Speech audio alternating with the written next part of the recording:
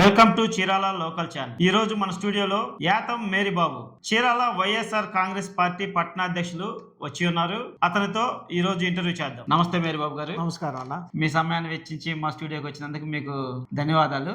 Thank you అన్న. Thank you. మొదటిగా, చిన్న వయసులో మీకు ఈ పదవి రావడం ఎలా అనిపిస్తుంది? వైఎస్ఆర్ కాంగ్రెస్ పార్టీ పట్టణాధ్యక్షులు చీరాల ఈ పదవి రావడానికి కారణం?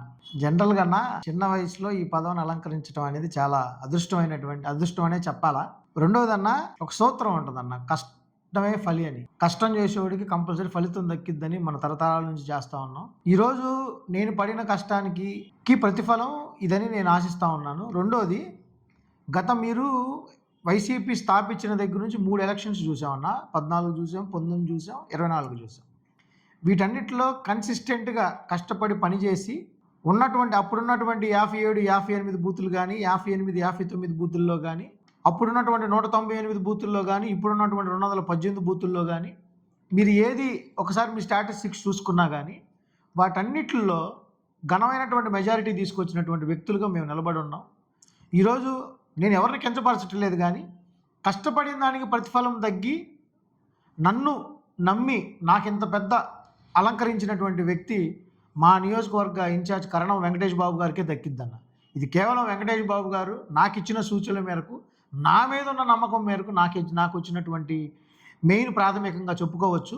రెండోది, దివంగత నేత యాతం ఆనందరావు గారు కష్టపడినటువంటి కష్టం, ఆయన పార్టీలో శ్రమించినటువంటి శ్రమ, అధినాయకులు వైఎస్ జగన్మోహన్ రెడ్డి గారు దీనిని గుర్తించి నాకు అలంకరించడం అనేది జరిగిందన్న. వీళ్ళిరువురే కారణం. గత ఎన్నికల్లో వైసీపీ పార్టీ ఓడిపోయింది. ఓడిపోయిన తర్వాత చీరాల్లో ఆ పార్టీ పరిస్థితి ఏంటి? గత ఎన్నికల్లో ఓడిపోవటం, 2 సార్లు కూడా ఓడిపోవటం జరిగిందన్న. అంటే ఒక హిస్టారికల్గా మనం చూసుకున్నట్లయితే, ట్రూత్ మాట్లాడుకున్నట్లయితే, కొంచెం ఇది టీడీపీ ఫ్లేవర్ అన్న. చీరాల నియోజకవర్గం అనేది టీడీపీ ఫ్లేవర్, అది ఒప్పుకోవాలి. గతంలో కాంగ్రెస్ ఒక మెట్టు పైనే ఉంది. కానీ ఇద్దరు 2 టఫ్ ఫైట్తో బయటకు వచ్చినటువంటి సందర్భాలు ఉన్నాయి. 1982, 83లో ప్రత్యక్ష రాజకీయంలోకి వచ్చినటువంటి టీడీపీ పార్టీ కావచ్చు, అంతకుముందు ఉన్నటువంటి కాంగ్రెస్ పార్టీ కావచ్చు, అంతకుముందు 2 సార్లు ఇండిపెండెంట్గా గెలిచినటువంటి చరిత్ర మన చీరాల గడ్డకి సొంతమై ఉంది. సో ఇవన్నీ మీరు చూసుకుంటా ఉంటే, ఒక స్టాటిస్టికల్గా మనం మాట్లాడుకుంటేనా, ఓటమికి కారణం అనేది ఫస్ట్ స్టేట్ వైడ్ ఉన్నటువంటి వేవ్. 2, లోకల్ ఏం జరుగుతుందంటే అన్న, టీడీపీ 3 సార్లు ఓటమికి కారణమైన, ఇదే నాకున్న అనాలిసిస్ ప్రకారం, నేను హోంవర్క్ చేసిన దాని ప్రకారం, లోకల్గా ఉన్నటువంటి లీడర్సే కారణం. ఎందుకంటే వెంకటేష్ బాబు గారు మీరు చూసుకోండి, 3 సంవత్సరాలు అధికారం ఉన్నారు. 2019లో గెలిచారు, 2021లో అనుకుంటా నాకు తెలిసినంత వరకు వైసీపీలోకి రావటం జరిగింది. 2021 మధ్యలో రావటం జరిగింది. అప్పటి నుంచి మీరు ఏ స్టేషన్లో అయినా సరే టీడీపీకి సంబంధించినటువంటి ఎవరి మీదైనా కేసులు పెట్టినా, ఎవరినైనా ఆర్థికంగా నష్టపరిచినా, ఎవరినైనా రాజకీయంగా కక్షపూరితంగా చేసినటువంటి దాఖలాలు ఉన్నాయా? ఈరోజు ఓటమికి చెందడానికి కారణం, వైసీపీకి ఓటర్స్ ఉన్నారన్న. వైసీపీకి ఓటర్స్ లేకుండా ఏమి లేదు. మీరు గతంలో గమనించుకోండి, ఫస్ట్లోనే 47,500 47,500 ఓట్లు పడినాయి బాలాజీ గారికి. అవును. నెక్స్ట్ వచ్చినటువంటి నెక్స్ట్ నాయకుడిగా ఆమంచి గారికి కూడా దాదాపు 55,000 ఓట్లు పడినాయి. ఇప్పుడు మొన్న వచ్చిన వెంకటేష్ అన్నకు కూడా 57,000-58,000 ఓట్లు పడినాయి. ఓట్లు లేక ఏమి లేవన్న. కాకపోతే ఇక్కడ ఏంటంటే, ఉన్నటువంటి నాయకులు ఇక్కడే ఫస్ట్ చూడండి, మీరు అప్పుడున్నటువంటి 294 నియోజకవర్గాల్లో ఉట్టి చీరాల నియోజకవర్గానికి 4 కోఆర్డినేటర్లు, అప్పుడున్నటువంటి 4 కోఆర్డినేటర్లు ఇచ్చారు. ఈ 4 కోఆర్డినేటర్లు ఆశావాహులు 4 ఉంటారుగా, ఈ 4కి వర్గాలు ఉంటాయిగా. ఒకరికి టికెట్ ఇస్తే 3 పనిచేయనటువంటి పరిస్థితులు ఉన్నాయా లేవా? మీరు కావాలంటే గమనించుకోండి. నేను తప్పు చెబితే మీరు స్టాటిస్టిక్స్ చూసుకోండి. 2011లో వచ్చిన 2009 సెప్టెంబర్ రాజశేఖర రెడ్డి గారు చనిపోయిన తర్వాత, 10లో జగన్మోహన్ రెడ్డి గారు చేసినటువంటి ఓదార్పు యాత్ర కావచ్చు, 11లో పార్టీని లాంచ్ చేయడం కావచ్చు, అప్పుడు వచ్చినటువంటి పరిస్థితుల ప్రకారంగా ఉన్నటువంటి 294 నియోజకవర్గాలు 4 కోఆర్డినేటర్లు అంతా ఒక్క చీరాల నియోజకవర్గమే. ఇక్కడ ఏమైపోతుందంటే, పార్టీకి మేము తెలియపరచడం కూడా పలుమార్లు జరిగినాయి. పార్టీ ఏం చేసిందంటే, అందరిని ప్యాసిఫై చేసుకోవటం ప్రక్రియ స్టార్ట్ చేసింది. దిస్ ప్రాసెస్ ఆఫ్ పాసిఫికేషన్ ఏమైంది, అదేదో అంటారు కదా, అదే మనకు ముళ్ళు అయిందని, ఏకు మేక అయిందని.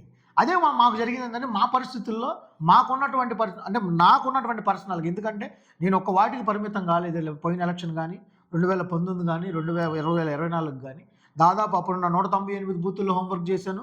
దాని తర్వాత 224 నియోజకవర్గంలో కూడా 214 బూతుల్లో కూడా చేశాను. నా దగ్గర నా ఫోన్లో ఎనీ టైం ఉంటుంది. మీరు బూత్ నెంబర్ చెప్పండి, ఎన్ని ఓట్లు బండియో నేను చెబుతా, ఎందుకు మైనస్ అయిందో కూడా నేను చెబుతా. ఈ పరిస్థితుల కోణంలో మీరు చూసుకున్నట్లయితే దీనికి మా కన్ను మేమే పొడుచుకున్నాం. ఎందుకంటే ఒక మంచి నాయకుడిని ఓడగొట్టుకున్నాం అనేది బాధ హృదయం మీద చేసుకొని ప్రతి ఒక్కళ్ళు ఈరోజు ఘంటాపదంగా చెబుతున్నారు. సరే, ఓటమి గెలుపు అనే సెకండరీ అన్న. 24 సార్లు అబ్రహాం లింకన్ గారు ఓడిపోయారు. అట్లా చెప్పుకుంటూ పోతే దాని గురించి మనం చర్చించుకోవాలంటే అది ఒక పెద్ద సబ్జెక్టు. నేను అనేది ఏంటంటే ఓటమికి కారణాలు మా గొంతుని మేమే నొక్కేసుకున్నాం, మా కంటిని మేమే పొడి చేసుకున్నటువంటి పరిస్థితులు ఉన్నాయి. గతంలో కూడా అంతే జరిగింది. ఎవరికైనా టికెట్ రాగానే ఈ టికెట్ వచ్చినటువంటి వ్యక్తి అందరిని కలుపుకొని పోతేటటువంటి పరిస్థితులు ఉంటాయి. మళ్ళీ పార్టీలో ఉన్నటువంటి వ్యక్తులే కొంతమంది దీనికి వ్యతిరేకంగా మాట్లాడేటటువంటి పరిస్థితులు ఉంటాయి. చీరాల్లో ఏ వార్డుకో, ఏ పంచాయతీకో, ఏ వార్డు మెంబర్ల దగ్గరికి వెళ్ళరు. ఇప్పుడు ఏమైంది, తాడేపల్లి దగ్గరికి వెళ్తారు, అక్కడ మొత్తం తిరుగుతారు, టికెట్ నాదని ఇక్కడ చదువుతుంటారు గడేస్తంభ సెంటర్లో. వైసీపీకి ఇది మూల కారణం అనేది నాకున్నటువంటి పర్స్పెక్టివ్ అన్న. అది ఇంకొకటి మీరు అన్నారు కదా, లీడర్సే కారణం అనేది. అంటే మీ పార్టీలో ఉన్న లీడర్సే కారణమా ఈయన ఓడిపోవడానికి, కర్ణ వెంకటేష్ బాబు? అంటే నేను అనేది ఏంటంటనా, మీరు కర్ణ వెంకటేష్ బాబు గారు ఓటమి చూసుకున్నట్లయితే ఫస్ట్ స్టేట్ వేవ్ అని చెప్తున్నాను. రెండోది కొంతమంది ఉన్నటువంటి పరిస్థితులు. కొంతమంది మేము ఇది మా రక్తం అని చించుకున్న వాళ్ళు చాలామంది చేయలేనటువంటి పరిస్థితులు ఉన్నాయి. అంటే ఇప్పుడు జనరల్గా ఎలా ఉంటుంది అంటే, నేను ఇప్పుడు ఇట్లా మాట్లాడుతున్నా, నేను ఒక అధ్యక్షుడిగా రిప్రజెంట్ చేస్తా ఉన్నా. నేను తిరిగి రేపు 29 ఎలక్షన్ వచ్చినప్పుడు ఒక నెల ముందు నేను సైలెంట్గా అయిపోయి వేరే విధంగా నా వర్షన్ వస్తూ ఉంటే కామన్ పీపుల్ ఏమైనా ఆలోచిస్తారు గమనించండి ఒకసారి. నేను అనేది ఆ సెక్టార్ తీసుకుంటున్నా. అదే ఆ సెక్టార్లో నుంచి వచ్చేటటువంటి లోపాలు ఇవ్వండి. అంటే ఇప్పుడు ఎవరైతే వాళ్ళు చేశారో వాళ్ళేదో పెద్ద హీరోస్ అని నేను చెప్పట్లా. జనరల్ నేను ఏదైతే న్యూట్రల్గా ఉన్నవాళ్ళు దీన్ని ఆలోచించేటటువంటి పరిస్థితులు వస్తూ ఉంటాయి. ఓటమికి కారణాలు మాలో ఉన్న లోపాలు, మా ఇంట్లో ఉన్నదాన్ని మేము సరి చేసుకోలేక మా ఇంట్లో వాళ్ళు మమ్మల్ని తప్పుదోవ పట్టించి కొన్ని పలు కారణాల వల్ల జరిగినటువంటి పరిస్థితులు ఉన్నాయి. ఇప్పుడు మీరు చూడండి, ఇప్పుడు కృష్ణమోహన్ గారు పర్చూరు నియోజకవర్గానికి ఇచ్చారు. పర్చూరు నియోజకవర్గం ఎలక్షన్ ముందు కాంగ్రెస్కి వెళ్ళారా లేదా? ఇప్పుడు నేనేమన్నానంటే, ఫర్ సపోజ్ కృష్ణమోహన్ గారికి మీరు ముందుగానే స్ట్రిక్ట్ ఇన్స్ట్రక్షన్స్ ఇచ్చుంటే మా తరపు నుంచి మేము చెప్తానే ఉన్నాం. ఇప్పుడు అంతే కదా మరి.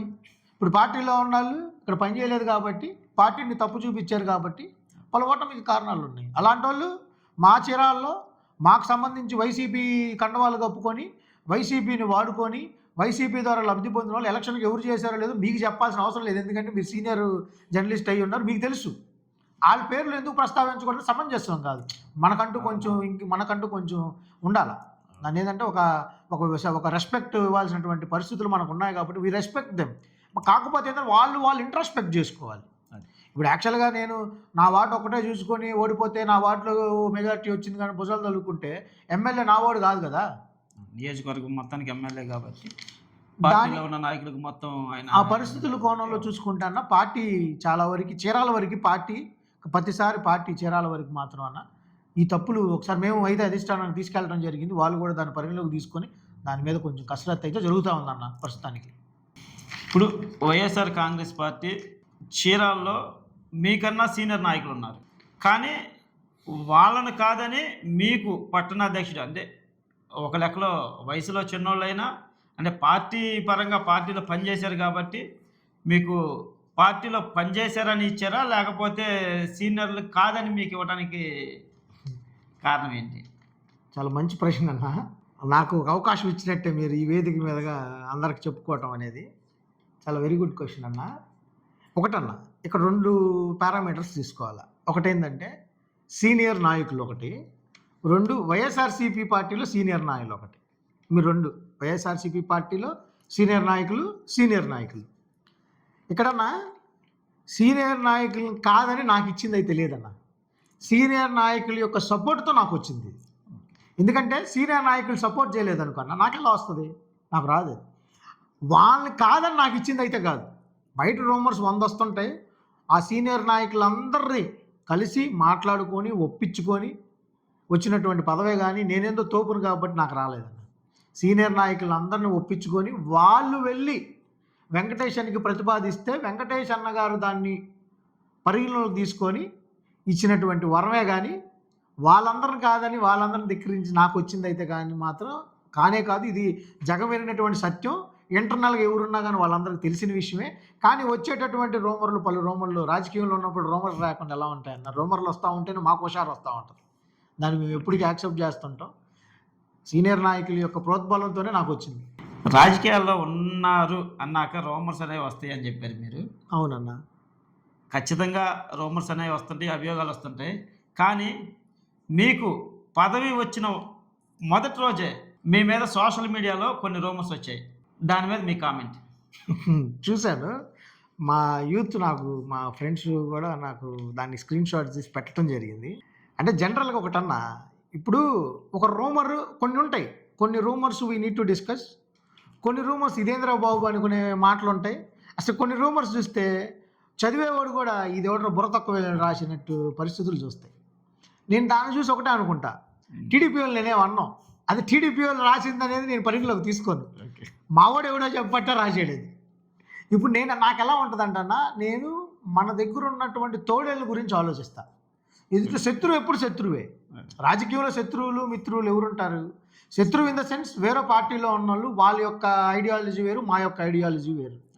నేనేంటంటే పార్టీలో ఉన్న తోడేళ్ళని ఎక్కువ గురించి ఆలోచిస్తుంటా. వాళ్ళని ఏంటంటే ఆ తోడేళ్ళని దేవుడు ఇచ్చినటువంటి నాకు సహనంతో ఆ తోడేళ్ళని గొర్రెలుగా మార్చాలనే ప్రయత్నిస్తుంటాను నేను. అది నా నిరంతర ప్రయత్నం, ప్రక్రియ కూడా.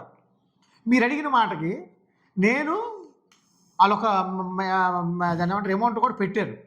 దాన్ని ఉచ్చరించడం కరెక్టో కాదో కానీ నేను దాన్ని ఉచ్చరించాలని అనుకుంటున్నా. మరి దాన్ని వాళ్ళు ఏ విధంగా తీసుకున్నా. ఇప్పుడు నేను జనవరిలో వెళ్ళానన్నా, 9 నెలల ఎలక్షన్ ఉందన్న.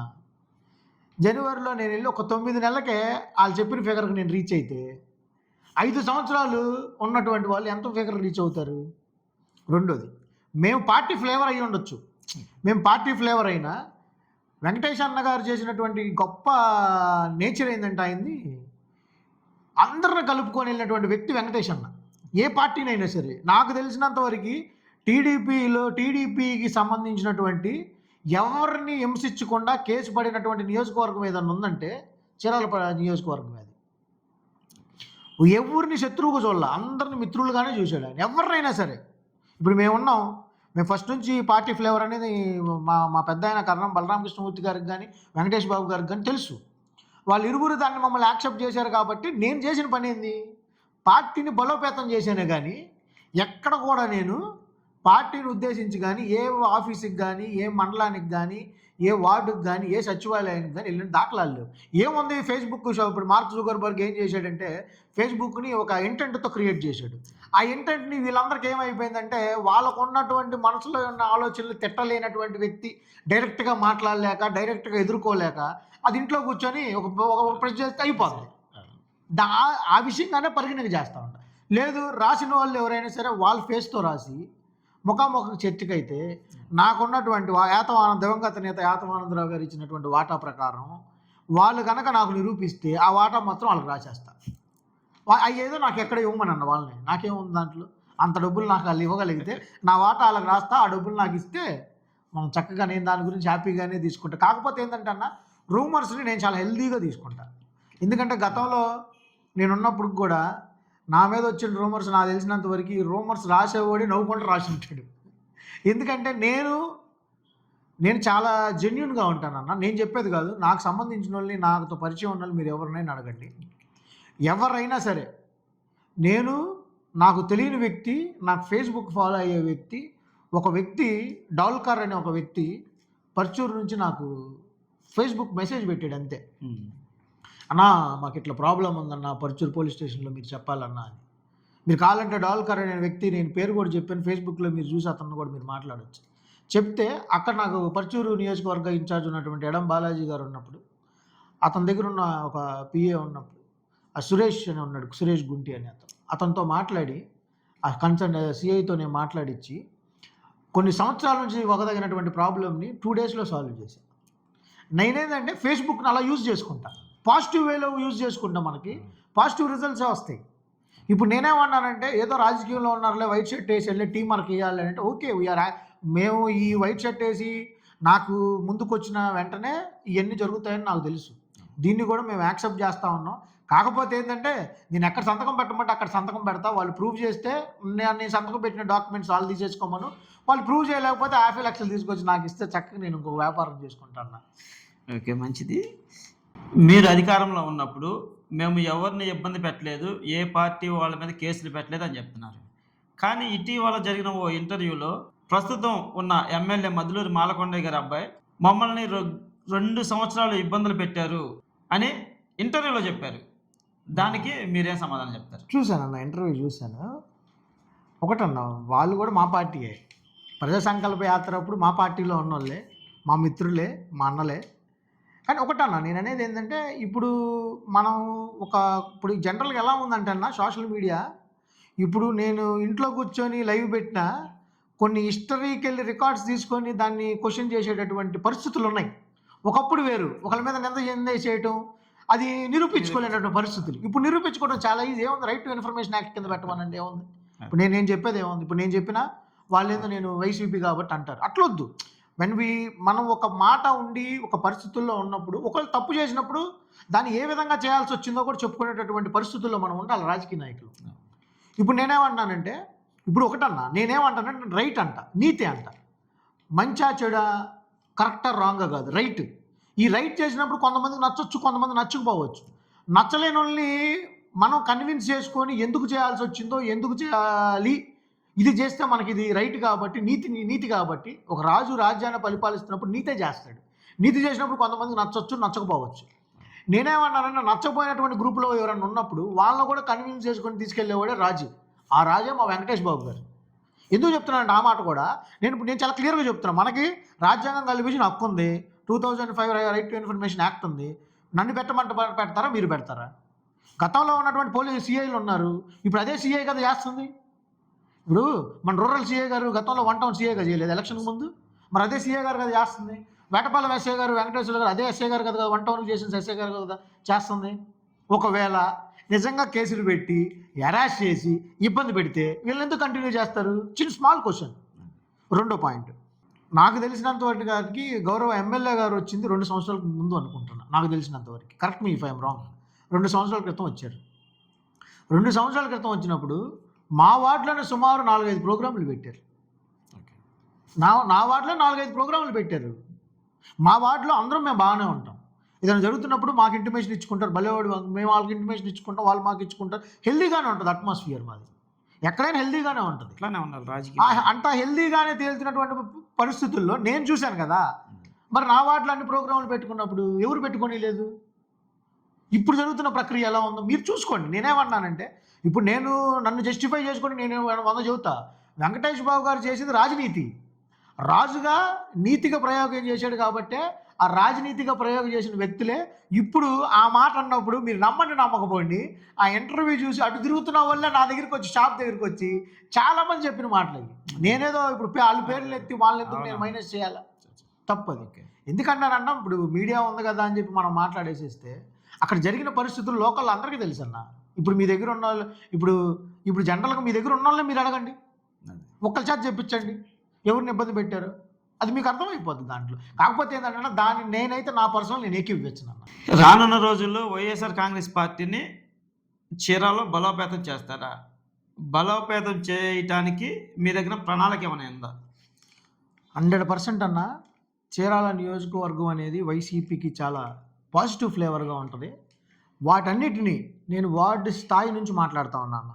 వార్డు స్థాయి నుంచి టౌన్ వరకు నాకు ఇచ్చినటువంటి బాధ్యత ప్రకారం సమన్యాయం చేసుకుంటూ, జనరల్గా ఏంటంటే అన్న, ఇక్కడ మంది ఎక్కువ, వైసీపీకి చాలామంది నాయకులు ఉన్నారు. నేను 33 వార్డుల్లో దాదాపు 67,000 మంది ఓటింగ్, 67,000 మంది నాయకులనే చేస్తా.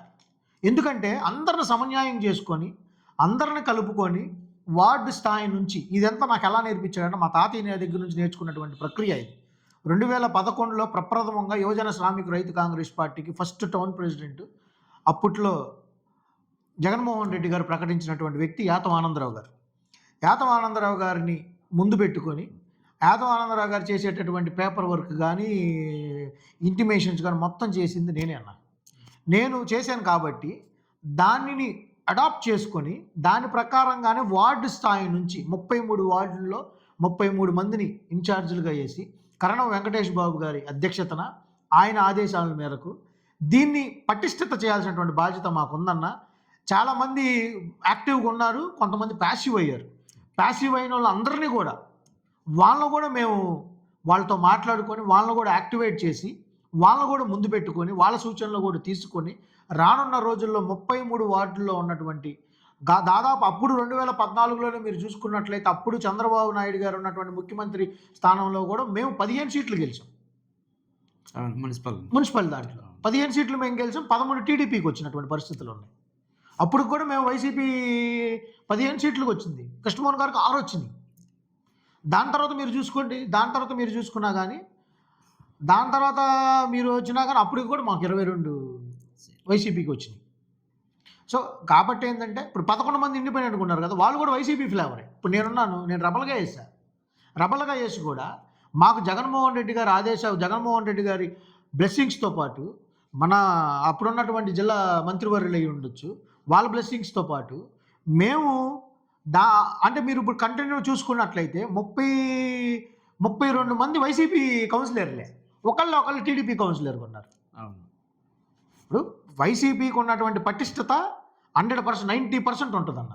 ఈ పటిష్టతను మేమేం చేయాలనుకుంటున్నామంటే కన్సిస్టెంట్గా ఉన్నటువంటి వ్యతిరేక వ్యక్తులను కూడా నేను చెప్పినటువంటి తోడేలు భావంతో ఉన్న వాళ్ళ దగ్గరికి కూడా మేము వెళ్ళి మాట్లాడి సముచిత స్థానం అందరికీ కల్పించి అందరినీ కలిసి అందరినీ ఒక ఐకమత్యం తీసుకొచ్చి ముందుకు తీసుకెళ్లాలా. గ్రౌండ్ స్థాయి నుంచి మా జగన్మోహన్ రెడ్డి గారు మమ్మల్ని మా మీటింగ్లో చెప్పింది ఒకటే మాట, గ్రామ స్థాయి, మండల స్థాయి, పట్టణ స్థాయి నుంచి కింద నుంచి పైదాకా అందరిని ఒకే విధంగా చూస్తూ ఒక కన్స్ట్రక్టివ్గా వెళ్ళాల్సినటువంటి పరిస్థితులు ఉన్నాయి మనకి. అందరిని కలుపుకొని కన్స్ట్రక్టివ్గా ముందుకు తీసుకెళ్లేటటువంటి బాధ్యత మీ మీద పెడుతున్నానని చెప్పినటువంటి మాటల్ని కార్యవర్గంలో అందరినీ భాగస్తులు చేసి దీని యొక్క కన్సిస్టెంట్గా పెర్సిస్టెంట్గా ముందుకెళ్లాల్సినటువంటి భావాలన్నిటినీ అందరితో ఐకమత్యంగా కలిసి మాట్లాడి దీన్ని ముందుకు తీసుకెళ్లాల్సినటువంటి బాధ్యత మా మీద ఎంతైనా ఉంది. కాబట్టి ముందు తోడేలో ఉన్నటువంటి భావాలు అందరితో మాట్లాడుకొని ఆ భావాలు మొత్తం దాన్ని ఏమంటారు గొర్రె భావాలుగా కన్వర్ట్ చేసుకొని ఐకమత్యంగా ముందుకు తీసుకెళ్లాలనేది మా యొక్క పటిష్టమైనటువంటి ఆలోచన. మీకు పదవి వచ్చిన తర్వాత పార్టీని బలోపేతం చేస్తా అంటున్నారు, ప్రణాళికబద్ధంగా వెళ్తానంటున్నారు. కరెక్ట్, చాలా చక్కగా ఉంది. అయితే చీరాల్లో వైఎస్ఆర్ కాంగ్రెస్ పార్టీ బలహీనంగా ఉందని చాలామంది చెప్తున్నారు. ఎందుకంటే పార్టీ ప్రజా సమస్యల మీదే పోరాడాల్సిన ప్రతిపక్షం కాబట్టి మీరు ఏం చేస్తారు? ఇప్పుడు జనరల్గా ఒక పార్టీ ఫార్మేషన్ అయిన తర్వాత పార్టీకి కొంత సమయం ఇవ్వాల్సినటువంటి బాధ్యత ఎవరికైనా ఉంటుంది. దాదాపు ఇప్పుడు పార్టీ మన జగన్మోహన్ రెడ్డి గారి పార్టీ అధికారం కోల్పోయిన తర్వాత నారా చంద్రబాబు నాయుడు గారు అధికారం ఎక్కిన తర్వాత ఈ రోజుకి నాకు తెలిసి 7 months కంప్లీట్ అయినట్టుంది, 7 months దాటినట్టుంది, 8th monthలోకి 8 months అట్లా అవుతున్నట్టుంది. ఇక్కడ మీరు చూసుకున్నట్లయితేనా వాళ్ళు చెప్పినటువంటి దాన్ని మేము 100% మాకున్న సోర్సెస్ ద్వారా మేము వాటి గురించి మాట్లాడటం జరుగుతూ ఉంది. మొన్నటిదాకా కూడా మా అధినాయకుడు గారు కూడా అన్న మాట ఏంటంటే 1 సంవత్సరం మనం సమయం ఇద్దాం అనే ఆలోచనలో ఉంటే వీళ్ళు చేసేటటువంటి తప్పులు తారాస్థాయికి చేరిపోయింది. మీరు గమనించండి, సూపర్ 6 గురించి ఎంతమంది మాట్లాడుతూ ఉన్నారు. సూపర్ 6 పెట్టుకొని ప్రతి గ్రామం, పల్లె, వీధి, వాడ మొత్తం తిరిగారు. ఈరోజు సూపర్ 6 మాట్లాడటానికి దాఖలాలు లేవు. ఇప్పుడు ప్రభుత్వం ద్వారా జనానికి అందుతుంది ఏందిరా అంటే ఒకటి పెన్షన్ కాకుండా ఇంకేమైనా ఉన్నాయా మీరు చెప్పండి, నేను నేర్చుకుంటా. ఇప్పుడు నిన్న కూడా చెప్తా ఉన్నాడు, 2 నెలల తర్వాత నేను గ్యాస్ గురించి మాట్లాడుతా అన్నాడు, 2 నెలల తర్వాత ఫీజు రీయింబర్స్మెంట్ గురించి మాట్లాడుతా అన్నాడు, 2 నెలల తర్వాత ఫ్రీ బస్ అని అన్నారు. ఇప్పుడు ఇట్లా పోస్ట్ పోన్ చేసుకునే ప్రక్రియ జరుగుతూ ఉంది. కానీ ఇప్పుడు ఇదే విధంగా వాలంటీర్ల వ్యవస్థను కూడా పోస్ట్ పోన్ చేసుకుంటూ వచ్చారు. తమరు గమనించారో లేదో, ఒక మంత్రి అన్నారు, మంత్రి తర్వాత ఇప్పుడు సీఎం అయినటువంటి లోకేష్ గారు అన్నారు, తర్వాత మన కూటమి ప్రభుత్వంలో ఉన్నటువంటి పవన్ కళ్యాణ్ గారు అన్నారు. కానీ ఇప్పుడు సాక్షాత్ లోకేష్ గారు ఏమన్నారు మన రీసెంట్గా వాలంటీర్ని? అసలు వాలంటీర్ని మన మన పవన్ కళ్యాణ్ గారు అయితే వాలంటీర్లే రాజ్యాంగబద్ధం కాదని అన్నారు. లోకేష్ గారు అయితే వాలంటీర్ని కొనసాగించలేమన్నారు. ఏంది కాంట్రడిక్టింగ్ స్టేట్మెంట్లు? అది లేదు, రాబోయే రోజుల్లో కూడా ఫ్రీ బస్ ఉండదని అంటారేమో, రాబోయే రోజుల్లో కూడా ఫీజు రీయింబర్స్మెంట్ ఇవ్వలేమంటా ఉంటారేమో. ఇప్పుడు మీరు గమనించుకోండి అన్న, జగన్మోహన్ రెడ్డి గారు దిగిపోయే నాటికి జగన్మోహన్ రెడ్డి గారి అకౌంట్లో 7,000 కోట్లు ఉన్నటువంటి దాఖలాలు ఉన్నాయి.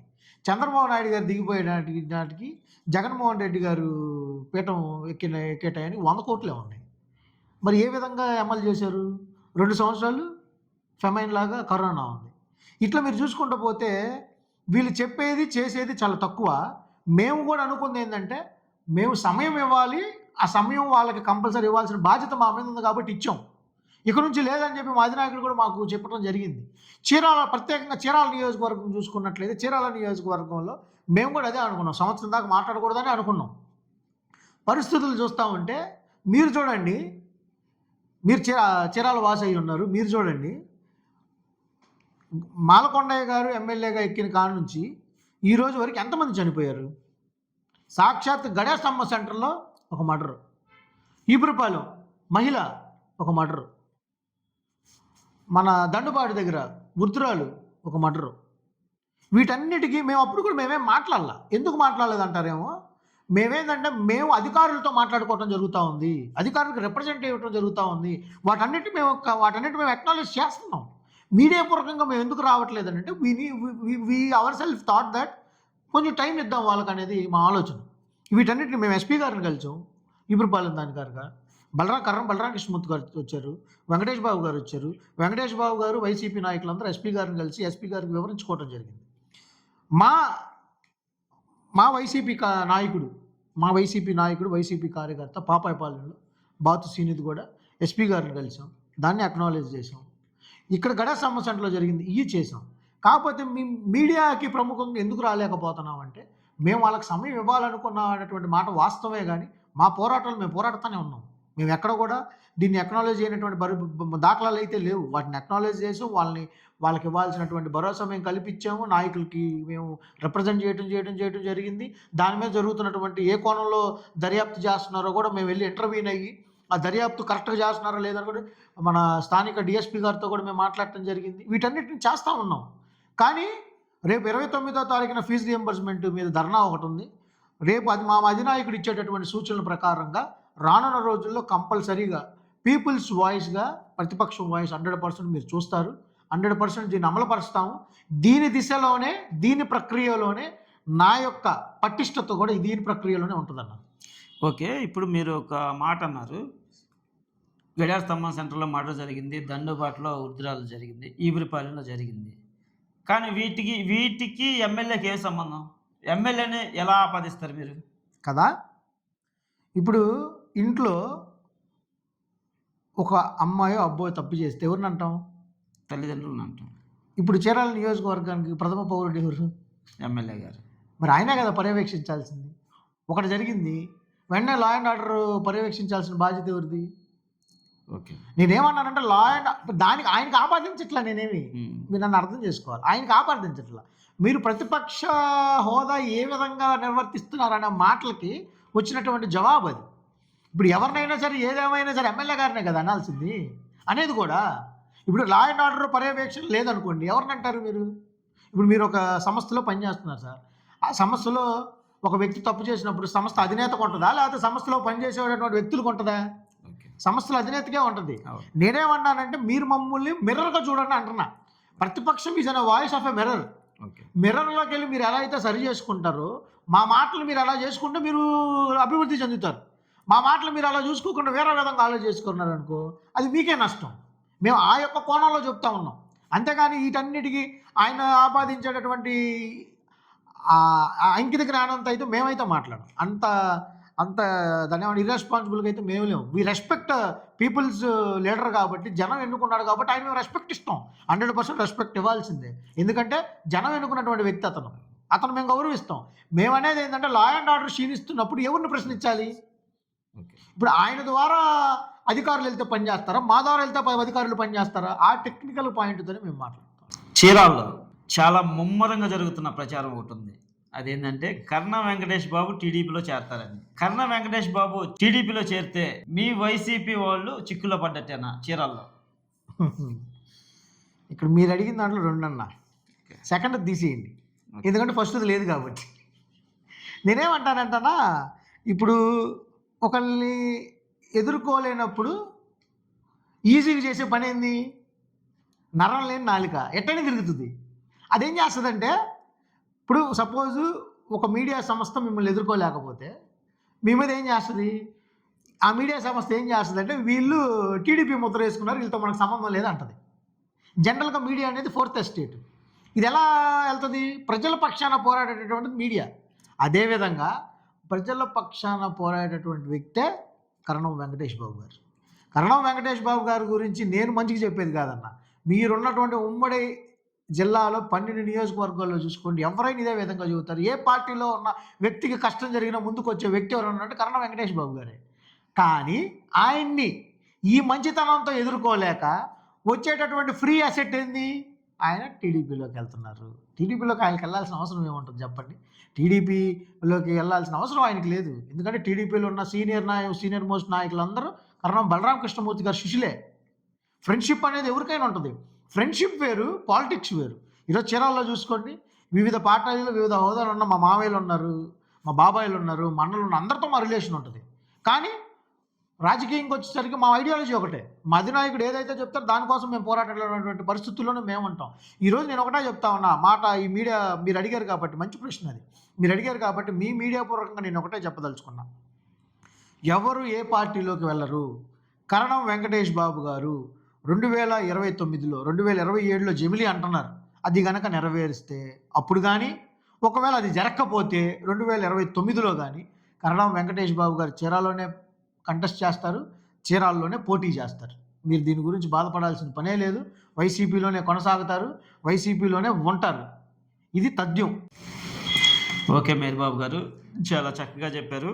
అలాగే మీ విజన్ కూడా చాలా కరెక్ట్గా ఉంది.